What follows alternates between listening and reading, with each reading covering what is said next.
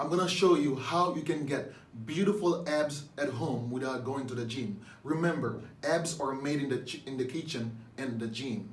You might work hard, but if you don't eat clean, you will not have those abs shown up. Like anything worth achieving in life, getting a six abs takes both work and knowledge.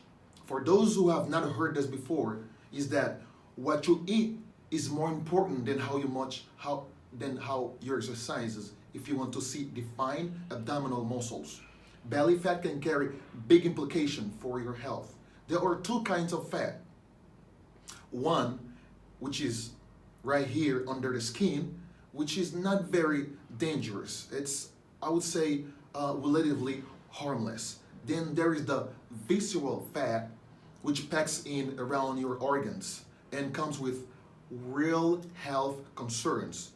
Visceral fat can increase your risk of heart disease, diabetes, and certain types of cancer. So I'm gonna show you right now how you can slim down and get rid of those fat. If this is your first time, go ahead, subscribe right now. Let's go get some exercise done at home right now. 5 minutes every day.